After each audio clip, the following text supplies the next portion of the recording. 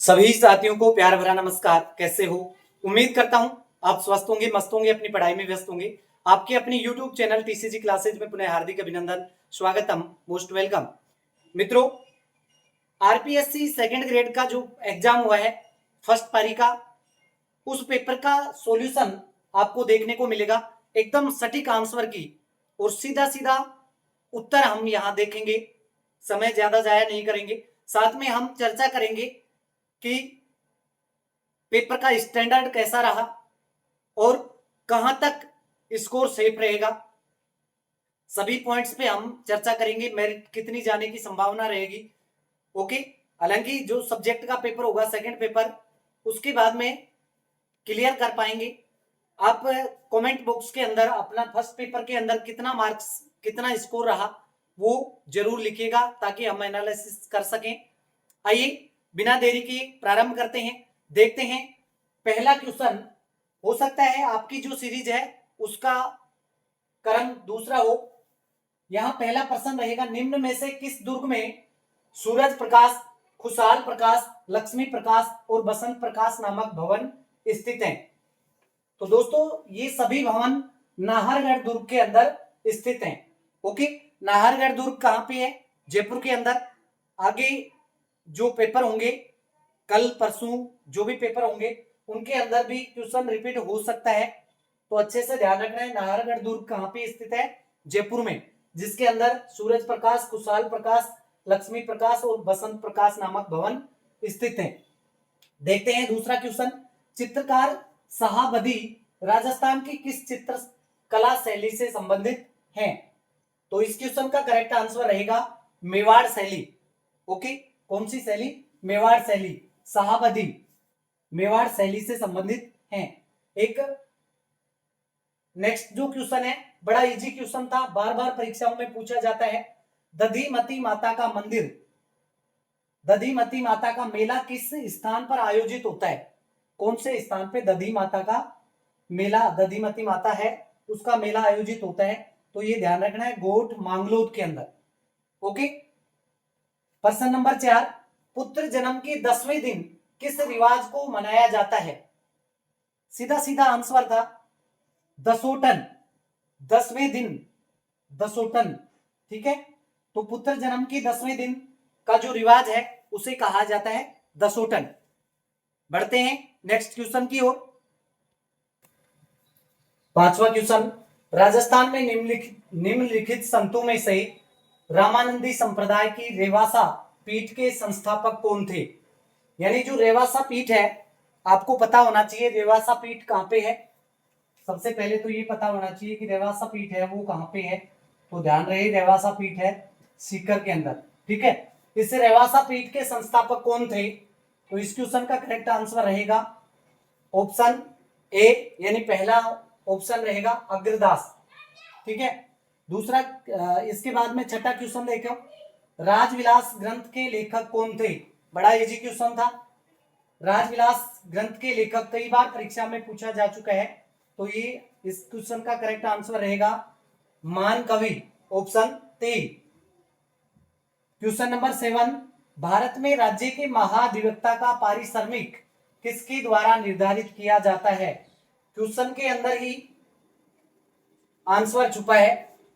भारत में राज्य के महाधिवक्ता, देखो राज्य का जो महाधिवक्ता होता है उसका जो पारिश्रमिक तय किया जाता है वो राज्यपाल के द्वारा किया जाता है, जबकि भारत का जो महाधिवक्ता होता है उसका पारिश्रमिक तय करने वाला होता है राष्ट्रपति।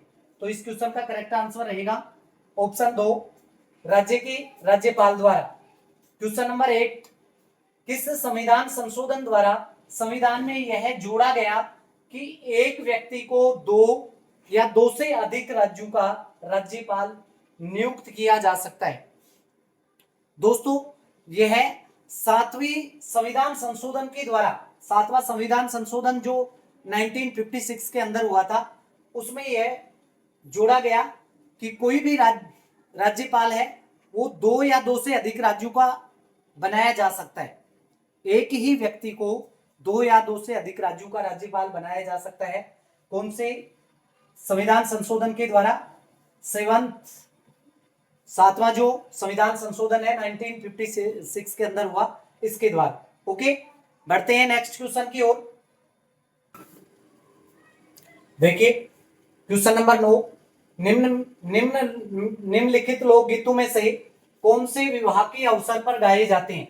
विवाह के अवसर पर गाए जाने वाले गीत कौन कौन से हैं? तो यहाँ पर 4 दे रखे हैं, एक जला, परिणीत, सीटने और एक दे रखा है गोरबन।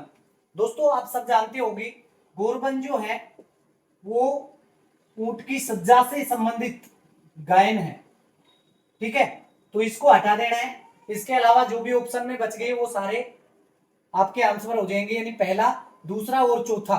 3 नंबर है गोरबन, 1 नंबर पे जला, 2 नंबर पे परिणीत और 4 नंबर पे सीठने। सभी विवाह से संबंधित या विवाह के अवसर पर गाए जाने वाले गीत हैं। ओके, क्वेश्चन नंबर 10, 10वां क्वेश्चन, ग्राम पंचायत नियोजन एवं समन्वय समिति का अध्यक्ष कौन होता है? ग्राम पंचायत नियोजन एवं समन्वय समिति का अध्यक्ष कौन होता है? तो इस क्वेश्चन का करेक्ट आंसर रहेगा सरपंच।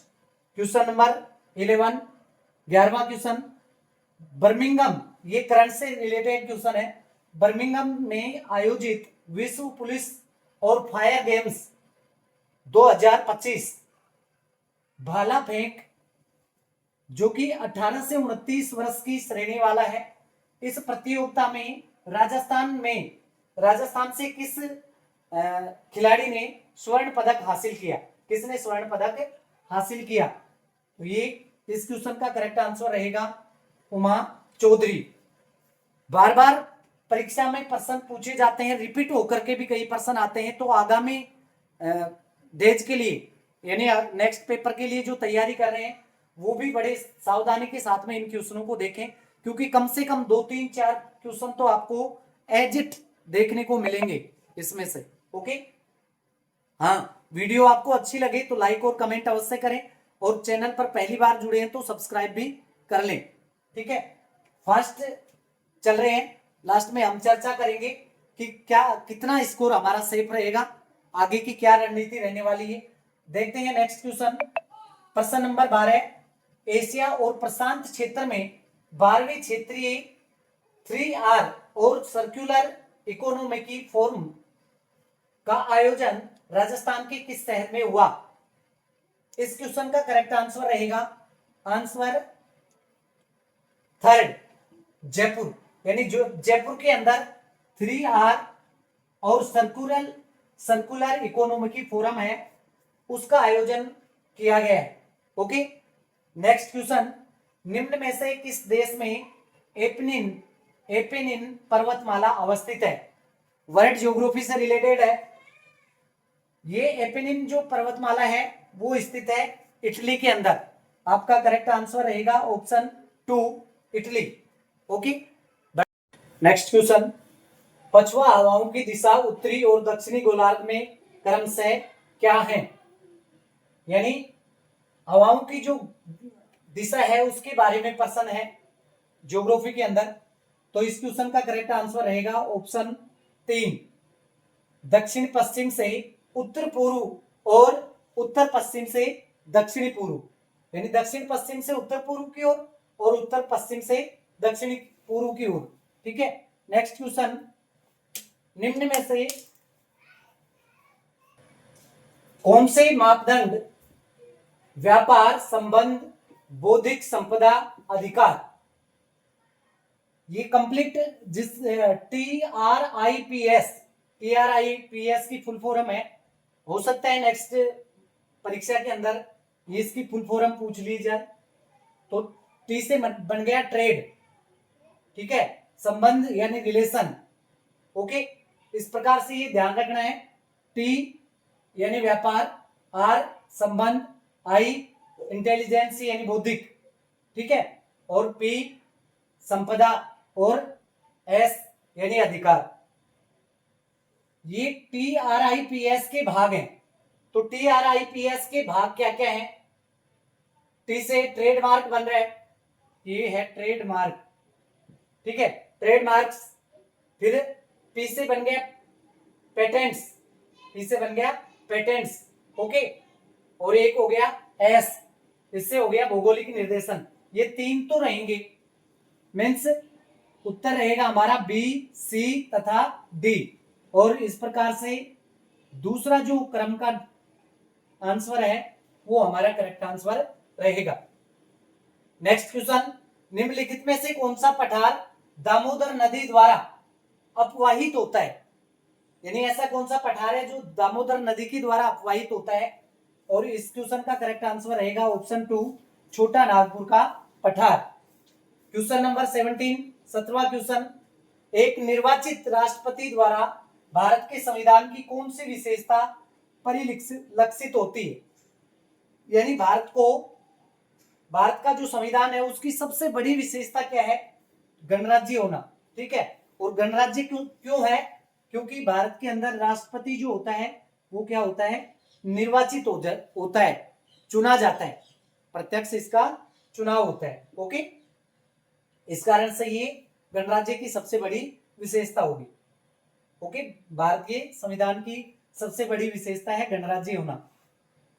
क्वेश्चन नंबर 18, किस संविधान संशोधन अधिनियम द्वारा संविधान संशोधन विधेयक पर राष्ट्रपति की अनुमति को अनिवार्य बना दिया गया?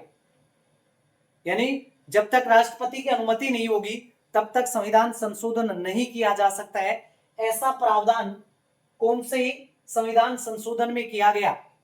तो ध्यान रहे, इस क्वेश्चन का करेक्ट आंसर रहेगा ऑप्शन 1, 24वां संविधान संशोधन। बढ़ते हैं नेक्स्ट क्वेश्चन की ओर। नेक्स्ट क्वेश्चन, प्रांतों के सही समूह को पहचानिए जिनमें भारत शासन अधिनियम 1935 के अंतर्गत द्विसदनात्मक प्रांतीय विधानमंडल का प्रावधान किया गया है।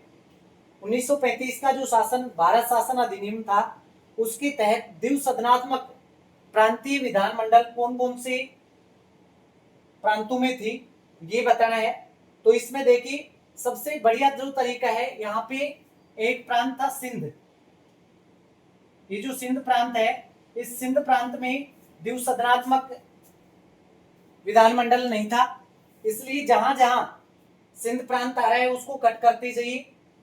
2 ऑप्शन से तो अपने आप ही ये पूरा हट जाएगा, और लास्ट में तीनों ऑप्शनों में सिंध दे रखा है, तो एकमात्र ऐसा ऑप्शन यही है, बॉम्बे, बंगाल और बिहार 2 नंबर, ये हमारा करेक्ट आंसर हो जाएगा। नेक्स्ट क्वेश्चन, जनगणना 2011 के अनुसार निम्नलिखित में से किस जिले की कुल जनसंख्या में नगरीय जनसंख्या का प्रतिशत सबसे ज्यादा है? ओके, थोड़ा सा प्रश्न को घुमा दिया है। वैसे टोटल जो नगरीय जनसंख्या है उसके मामले में हम बात करें प्रतिशत के हिसाब से देखें तो राजस्थान के अंदर सबसे ज्यादा जो नगरीय जनसंख्या का प्रतिशत है वो है कोटा जिले के अंदर है। उसके बाद में सेकंड नंबर पे जयपुर में है। कौन से में है? जयपुर में है। थर्ड नंबर पे अजमेर में है, अजमेर। फोर्थ यानी चौथे नंबर पे आता है जोधपुर, और 5वें नंबर पे आता है बीकानेर। अब यहाँ जो ऑप्शन दे रखे हैं उनमें जोधपुर है, बीकानेर है, अजमेर है। ठीक है, तो ये पूछ रहा है कि कुल जनसंख्या में यहाँ जो ऑप्शन दे रखे हैं उनके अकॉर्डिंग आपको आंसर देना है। एक ऑप्शन दे रखा है चूरू का। ठीक है, तो चूरू तो रेस से बाहर हो गया क्योंकि 5 नंबर तक चूरू का कहीं कोई जिक्र नहीं है। अब इसमें हम देखें, कोटा पहले नंबर पे था लेकिन ऑप्शन में है ही नहीं, जयपुर दूसरे नंबर पे था, ऑप्शन में है ही नहीं, तीसरे नंबर पे कौन आ रहा है? अजमेर। तो हमारा करेक्ट आंसर हो जाएगा अजमेर। उसके बाद में जोधपुर आता और फिर बीकानेर आता। ठीक है, अधिकांश स्टूडेंट्स का ये आंसर है और ये आंसर पूरी तरह से गलत रहेगा। ओके, बढ़ते हैं नेक्स्ट क्वेश्चन की ओर। Question number 21, Saint Gobain glass factory एक कंपनी है जिसकी इकाई बी में अवस्थित है। ये कंपनी कहाँ की है और कहां पर स्थित है? तो ये है जर्मन की कंपनी है और धौलपुर के अंदर स्थित है। अगला क्वेश्चन है सुमेलित करना है। सीधा सीधा आंसर मैं आपको बता देता हूं। देलवाड़ा जो आबू पर्वत सिरोही के अंदर है, नाकोड़ा भैरव मंदिर जो बालोतरा पहले बाड़मेर के अंदर हुआ करता था, वर्तमान में बालोतरा के अंदर है। रामेश्वर धाम जहां पे 3 नदियों का संगम होता है, रामेश्वर धाम कहाँ पे है? सवाई माधोपुर के अंदर। ठीक है, 3 नदियां हैं। इसके बाद में त्रिपुरा सुंदरी, बार बार प्रश्न पूछा जाता है। त्रिपुरा सुंदरी का जो मंदिर है इसे ही तुरताई माता का मंदिर भी कहते हैं। तुरताई, सॉरी, कौन सी माता? तुरताई माता का मंदिर भी कहते हैं। और हमारे राज्य की पूर्व महिला मुख्यमंत्री वसुंधरा राजे का इससे बहुत ज्यादा लगाव था, बार बार ये जाती रहती थी। ठीक है, तो ये जो तुरताई माता है या त्रिपुरा सुंदरी का मंदिर है, ये है बांसवाड़ा में। क्लियर? आगे देखते हैं नेक्स्ट क्वेश्चन। निम्न में से किस नस्ल के गोवंश, राजस्थान जीके के पार्ट है, इसको हम पहले देखते हैं। निम्न में से किस नस्ल के गोवंश दुग्ध उत्पादन तथा अच्छे बैलों के लिए, दोनों क्वालिटी होनी चाहिए, दुग्ध उत्पादन में भी श्रेष्ठ होने चाहिए और अच्छे बैलों के लिए भी जाने जाते हों, और अधिकांशतः उनका जो स्थान है जहां पे ज्यादा संख्या में पाए जाते हैं वो भी दे रखा है। बाड़मेर, पाली, सिरोही तथा सांचौर इस क्षेत्र में पाए जाते हैं। उस नस्ल का नाम बताना है, गोवंश की नस्ल है। तो इस क्वेश्चन का करेक्ट आंसर रहेगा कांकरेज। हालांकि यहाँ गिर नस्ल भी पाई जाती है, लेकिन प्रश्न के अकॉर्डिंग यहाँ पे करेक्ट आंसर होगा कांकरेज। ओके, निम्न में से कौन सा चित्रित धूसर मृदा भांड संस्कृति का पूरा स्थल है? धूसर मृद भांड संस्कृति का पूरा स्थल है। इस क्वेश्चन का करेक्ट आंसर रहेगा बैराट। हालांकि मृद भांड कालीबंगा के अंदर भी पाए गए हैं, लेकिन धूसर चित्रित धूसर मृद भांड कौन सी संस्कृति से संबंधित है या कौन से पूरा स्थल से संबंधित है? तो ध्यान रहे, बैराट सभ्यता से। ओके, निम्न में से आहड़ संस्कृति से संबंधित पूरा स्थल नहीं है। आहड़ से संबंधित कौन सा पूरा स्थल नहीं है? तो ध्यान रहे, बागोर। बागोर जो सभ्यता है वो कोठारी नदी के किनारे भीलवाड़ा में है, तो ये आहड़ सभ्यता से संबंधित नहीं। ठीक है, बढ़ते हैं नेक्स्ट क्वेश्चन की ओर। रज्जिल किस प्रतिहार शाखा से संबंधित था? थोड़ा फास्ट करेंगे क्वेश्चन। राजस्थान बड़ा इजी पार्ट था, राजस्थान जी की बहुत इजी है, सीधा सीधा आंसर आपको टिक कर लेना है। रज्जिल किस प्रतिहार शाखा से संबंधित था? रज्जिल प्रतिहार कौन सी प्रतिहार शाखा से संबंधित था? तो मंडोर प्रतिहार शाखा से था। ऑप्शन 4, चौथा। चौहान निम्न में से किस स्थान से संबंध नहीं थे? तो 3 स्थान ऐसे हैं जो चौहान शाखा से संबंधित थे, लेकिन एक स्थान यानी चौथे नंबर का जो ऑप्शन है लोधरवा, ये चौहानों से संबंधित नहीं था। ओके, आगे बढ़ते हैं नेक्स्ट क्वेश्चन की ओर। सुल्तान इल्तुतमिश के जालोर अभियान के दौरान वहां का शासक कौन था? यानी जब इल्तुतमिश ने जालोर के ऊपर आक्रमण किया, जालोर का जो अभियान था इल्तुतमिश के द्वारा, उस समय वहां का शासक मीन्स जालोर का शासक कौन था? तो इस क्वेश्चन का करेक्ट आंसर रहेगा उदय सिंह। कौन रहेगा? उदय सिंह। ये क्वेश्चन है, इस क्वेश्चन में अधिकांश विद्यार्थी मात खाएंगे। ठीक है, करेक्ट आंसर रहेगा उदय सिंह। नेक्स्ट क्वेश्चन देखते हैं। भील जनजाति के संदर्भ में पाल है, यानी भील जनजाति के लोग जो पाल शब्द का यूज करते हैं वो किस लिए करते हैं? तो पाल शब्द का उपयोग करते हैं, पाल कहते हैं वो भीलों के जो 8-10 घरों का समूह होता है उसे पाल कहा जाता है।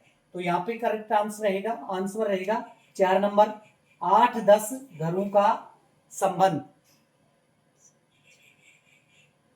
ठीक है, सॉरी यहाँ पे गलत प्रिंट हो गया, 8-10 घरों का समूह, यानी 8-10 घरों का समूह होता ना, उसे कहा जाता है पाल। तो ये उससे रिलेटेड है। ठीक है, पाल मीन्स 8-10 घरों का समूह। 1857 ईस्वी की संघर्ष, 1857 की क्रांति और स्पेशल राजस्थान के संदर्भ में, तो इसके अंदर पूछा गया है कि 1857, क्योंकि 1857 की क्रांति से लेकर के हर परीक्षा में प्रश्न पूछा जाता है। आगामी पारियों में जो स्टूडेंट देख रहे हैं, आगामी पारियों के लिए जो आगामी पारियों में परीक्षा देने वाले हैं, वो भी यहां से प्रश्न तैयार करके ले जाएं। कम से कम एक प्रश्न जरूर देखने को मिलेगा 1857 की क्रांति से। 1857 ईस्वी की संघर्ष में कोटा में ब्रिटिश रेजिडेंट्स पर हमले के दौरान क्रांतिकारियों के द्वारा रेजिडेंट मेजर बर्टन, कोट की बटन यानी कोटा के अंदर मेजर बर्टन जो है उसको मार दिया था। और मेजर बर्टन के साथ साथ में मेजर बर्टन को मार करके पूरे कोटा शहर के अंदर घुमाया गया था। ठीक है, मेजर बर्टन को मार करके पूरे कोटा शहर के अंदर घुमाया गया था। नहीं जाने कितनी बार परीक्षा के अंदर प्रश्न पूछा गया है, लेकिन इस बार थोड़ा सा और आगे बढ़ा दिया इस प्रश्न को कि मेजर बर्टन के साथ साथ निम्न में से ऐसा कौन सा व्यक्ति है जिसकी हत्या की थी। तो यहाँ पे ब्रिटिश अधिकारी थे, एक तो मेजर बर्टन थे, मेजर बर्टन के अलावा थे सैडलर, सैडलर को भी मौत के घाट उतार दिया गया था। ऑप्शन 2 दूसरा ऑप्शन है, ये करेक्ट आंसर रहेगा। निम्न में से किसने करमचंद पवार को अजमेर, परवत्सर एवं बनेड़ा परगने की जागीर प्रदान की। यानी एक तो परवत्सर, अजमेर और बनेड़ा, ठीक है, ये जो परगना है इसकी जागीर किसने करमचंद पवार को प्रदान की या दी। तो ध्यान रखना है महाराणा सांगा ने, क्योंकि करमचंद पवार ने महाराणा सांगा का बहुत अच्छे से खानवा के युद्ध में सहयोग किया था। इससे इसने करमचंद पवार को राणा सांगा ने अजमेर, परवत्सर और बनेड़ा की परगने की जागीर दे दी थी। अगला क्वेश्चन, मेवाड़ के महाराणा के समक्ष मोतीलाल तेजावत द्वारा भीलों की 21 सूत्रीय मांग, 21 प्रकार की मांग थी जिसे 21 सूत्रीय मांग कहा गया है, को किस शीर्षक से प्रस्तुत किया। यानी कौन सी पुस्तक है जिसके माध्यम से मोतीलाल तेजावत ने भीलों की 21 सूत्रीय मांग महाराणा के समक्ष रखी थी। पुस्तक का नाम है मेवाड़ पुकार, मेवाड़ की पुकार या मेवाड़ पुकार। प्रजामंडल आंदोलन में बीकानेर राज्य मंत्री परिषद, बीकानेर राज्य प्रजा परिषद की स्थापना कब की गई। बीकानेर राज्य प्रजा परिषद की स्थापना ध्यान रखना 1942 के अंदर। और डेट भी पूछी जाए तो ध्यान रख लेना, करेक्ट एकदम एक्यूरेट डेट रहेगी 22 जुलाई 1942। 22 जुलाई वैसे संविधान दिवस भी मनाया जाता है, लेकिन ये 1942 की बात है। ओके, 22 जुलाई 1942। ठीक है, बढ़ते हैं नेक्स्ट क्वेश्चन की ओर।